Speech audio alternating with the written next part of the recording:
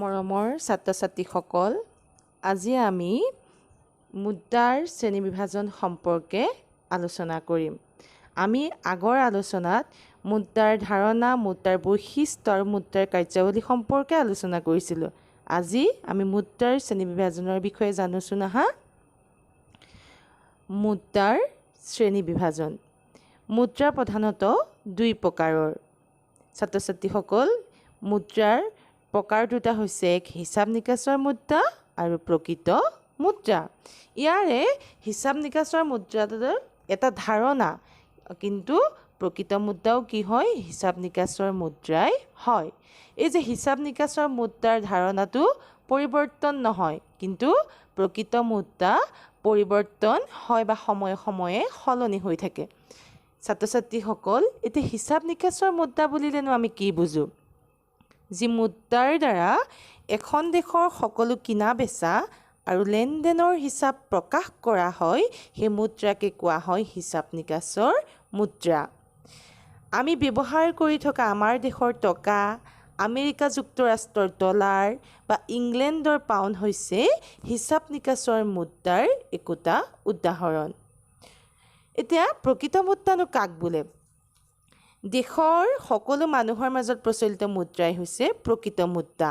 আমি ব্যৱহাৰ কৰা কাগজী মুদ্ৰা, ধাতু মুদ্ৰা প্ৰকৃত মুদ্ৰাৰ উদাহৰণ। এতিয়া প্ৰকৃত মুদ্ৰা আকৌ কেইবা প্ৰকাৰৰ? আহাচোন সেইসমূহ পঢ়োঁ। সামগ্ৰী মুদ্ৰা। ছাত্ৰ ছাত্ৰীসকল, ছবিখনলৈ মন কৰাচোন। দুজন ব্যক্তিৰ মাজত সামগ্ৰী বা বস্তু কি কৰা হৈছে? আদান প্ৰদান কৰা হৈছে। গতিকে বিনিময় প্ৰথাত যেতিয়া সামগ্ৰীৰ সলনি সামগ্ৰী আদান প্ৰদান কৰা হৈছিল, সেই সময়ত সামগ্ৰীয়ে আছিল মুদ্ৰা। ইয়াৰ পিছতে কি কৰা হৈছিল? জন্তুসমূহক মুদ্ৰা হিচাপে ব্যৱহাৰ কৰা হৈছিল, সেয়া হৈছে জন্তু মুদ্ৰা। জন্তু মুদ্ৰা বুলিলে বিভিন্ন ধৰণৰ জন্তুসমূহৰ কথা আমি জানো, হয় নহয়? কিন্তু বিশেষকৈ ছাগলীসমূহক কি কৰা হৈছিল? বিনিময়ৰ মাধ্যম ৰূপে ব্যৱহাৰ কৰা হৈছিল।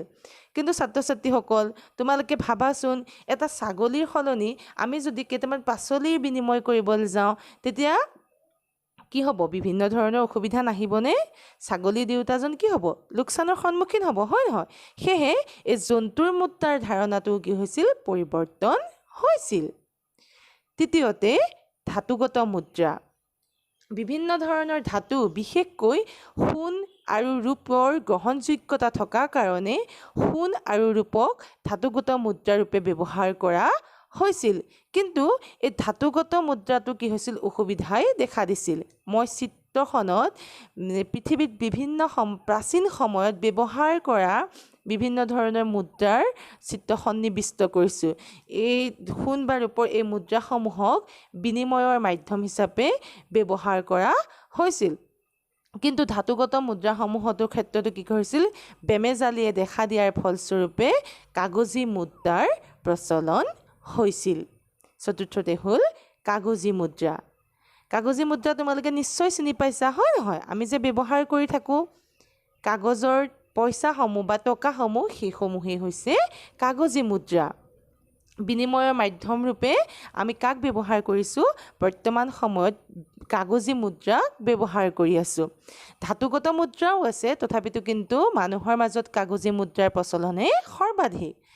বৰ্তমানৰ কাগজী মুদ্ৰা কিন্তু অপ্ৰতিনিধিত্বমূলক বা অপৰিৱৰ্তনীয় কাগজী মুদ্ৰা। পূৰ্বৰ কাগজী মুদ্ৰাক সমমূল্যৰ সোণ ৰূপলৈ পৰিৱৰ্তন কৰিব পৰা গৈছিল, কিন্তু বৰ্তমানৰ কাগজী মুদ্ৰাক সোণ বা ৰূপলৈ পৰিৱৰ্তন কৰিব পৰা নাযায়। বিহিত মুদ্ৰা। ছাত্ৰ ছাত্ৰীসকল, মই মুদ্ৰাৰ বৈশিষ্ট্যত তোমালোকক জনাইছিলোঁ যে মুদ্ৰাৰ গ্ৰহণযোগ্যতা থাকিলেহে তাক মুদ্ৰা ৰূপে গণ্য কৰা হয়। গতিকে যি মুদ্ৰাৰ গ্ৰহণযোগ্যতা আইনমতে বিধিসন্মত, সেই মুদ্ৰাই হৈছে বিহিত মুদ্ৰা। বৰ্তমান আমাৰ দেশত প্ৰচলন হৈ থকা ধাতু মুদ্ৰা আৰু কাগজী মুদ্ৰা হৈছে বিহিত মুদ্ৰা। বিহিত মুদ্ৰা আকৌ দুই প্ৰকাৰৰ, সসীম বিহিত মুদ্ৰা আৰু অসীম বিহিত মুদ্ৰা। সসীম বিহিত মুদ্ৰাৰ জৰিয়তে সীমিত মূল্যৰ লেনদেনহে সম্পন্ন কৰিব পাৰি, কিন্তু অসীম বিহিত মুদ্ৰাৰ জৰিয়তে অধিক মূল্যৰ লেনদেন সম্ভৱ। অবিহিত মুদ্ৰা। অৰ্থাৎ আমি যি মুদ্ৰা গ্ৰহণ নকৰিলেও আইনমতে দণ্ডনীয় নহওঁ বা যি মুদ্ৰাৰ গ্ৰহণযোগ্যতা আইনসংগত নহয় সেয়া অবিহিত মুদ্ৰা। আমাৰ আগতে কি আছিলে, এই 500 টকীয়া 1000 টকীয়া নোট দুখন প্ৰচলন আছিল, হয় নহয়? কিন্তু মাজতে কি কৰিলে, বন্ধ কৰি দিলে। গতিকে এতিয়া যদি এই দুখন টকা আমাক যদি কোনোবাই দিয়ে, আমি যদি গ্ৰহণ নকৰোঁ, তেতিয়া আমাক কোনেও আইনমতে দণ্ডনীয় কৰিব নোৱাৰে। ঠিক একেদৰে চেকখনো কিন্তু অবিহিত মুদ্ৰা। তুমি যদি চেক এখন গ্ৰহণ নকৰা, তেতিয়া আমাক বা তোমাক কোনেও কি কৰিব নোৱাৰে, আইনমতে দণ্ডনীয় কৰিব নোৱাৰে। গতিকে পুৰণা 500 টকীয়া বা 1000 টকীয়াখন আৰু এই চেক হৈছে অবিহিত মুদ্ৰাৰ একোটা উদাহৰণ, যাৰ বাবে আমি গ্ৰহণ নকৰিলে কোনেও আমাক আইনমতে দণ্ডনীয় কৰিব নোৱাৰে। আদেশী মুদ্ৰা। চৰকাৰী আদেশৰ ভিত্তিত যি মুদ্ৰা বিনিময়ৰ মাধ্যম হিচাপে গ্ৰহণ কৰা হয় তাকে আদেশী মুদ্ৰা বোলা হয়। আমি ব্যৱহাৰ কৰি থকা কাগজী মুদ্ৰা বা ধাতু মুদ্ৰা হৈছে আদেশী মুদ্ৰাৰ উদাহৰণ।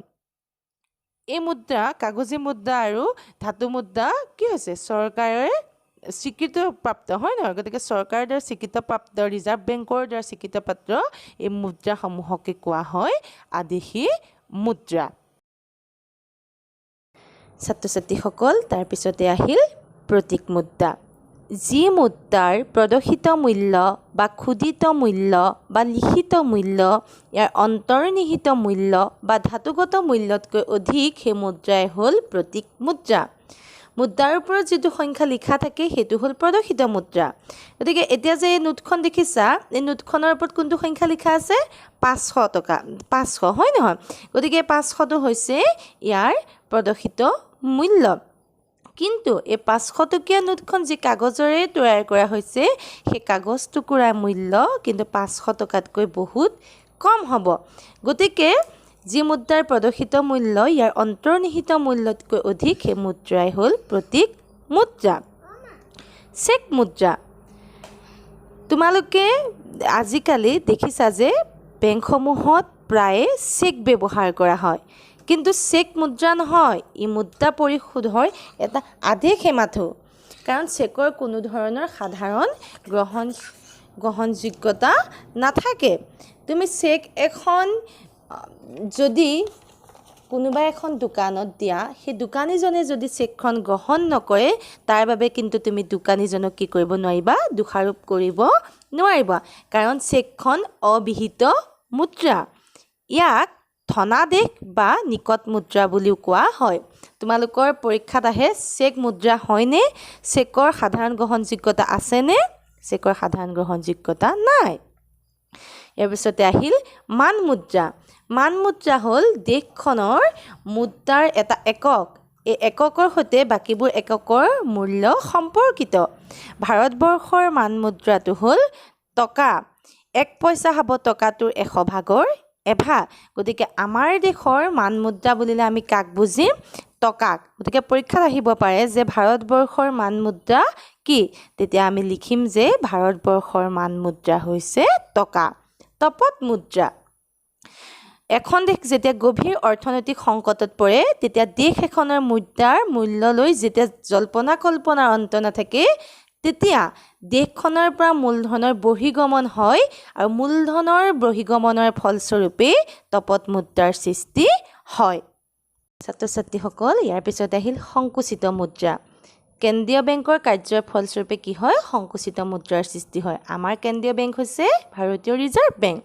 আমাৰ ৰিজাৰ্ভ বেংকে যেতিয়া সুদৰ হাৰ বৃদ্ধি কৰে, তেতিয়া সদস্য বেংকসমূহে কি কৰিব? কম পৰিমাণে ঋণ ল'ব। যাৰ ফলস্বৰূপে কি হ'ব? সদস্য বেংকৰ পৰা ঋণ লওঁতাই কম পৰিমাণে ঋণ লোৱাৰ ফলস্বৰূপে মুদ্ৰাৰ যোগান কমি যাব, হ্ৰাস পাব, আৰু ইয়াৰ ফলস্বৰূপে সংকুচিত মুদ্ৰাৰ সৃষ্টি হয়। সুলভ মুদ্ৰা। আকৌ কি কৰে? কেন্দ্ৰীয় বেংকে সুদৰ হাৰ হ্ৰাস কৰিলে ঋণ লওঁতাই অধিক ঋণ লয়।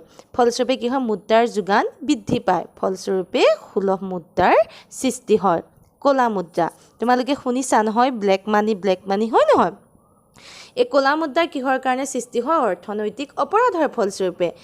বহু মানুহে আয়কৰ কি কৰে ফাঁকি দিয়ে আয়কৰ ফাঁকি দিয়াৰ ফলস্বৰূপে ক'লা মুদ্ৰা বা ব্লেক মানিৰ সৃষ্টি হয় ধৰি লোৱা ব্যক্তি এজনে 5 লাখ টকা আয়কৰ দিব লাগিছিল কিন্তু তেওঁ ফাঁকি দি পেলাই মাত্ৰ 1 লাখ টকাহে দিলে তেতিয়া কি হ'ব সেই 4 লাখ টকাটো হ'ব ক'লা মুদ্ৰা উচ্চ ক্ষমতা সম্পন্ন মুদ্ৰা দেশ এখনত যোগান ধৰা মুদ্ৰাৰ যিটো অংশ কেন্দ্ৰীয় বেংকে প্ৰত্যক্ষভাৱে নিয়ন্ত্ৰণ কৰে সেই অংশটোৱেই হ'ল উচ্চ ক্ষমতা সম্পন্ন মুদ্ৰা এই মুদ্ৰা নিয়ন্ত্ৰণৰ জৰিয়তে কেন্দ্ৰীয় বেংকে মুদ্ৰাৰ যোগান কম বা বেছি কৰিব পাৰে গতিকে ছাত্ৰ ছাত্ৰীসকল আজিৰ পাঠ ইমানতে অন্ত পৰিছে আজিৰ আলোচনাৰ আজিৰ পৰা তোমালোকে মুদ্ৰাৰ শ্ৰেণীবিভাজন সম্পৰ্কে জ্ঞাত হ'লা গতিকে আজিৰ পাঠ ইমানতে সামৰণি মাৰিছোঁ ধন্যবাদ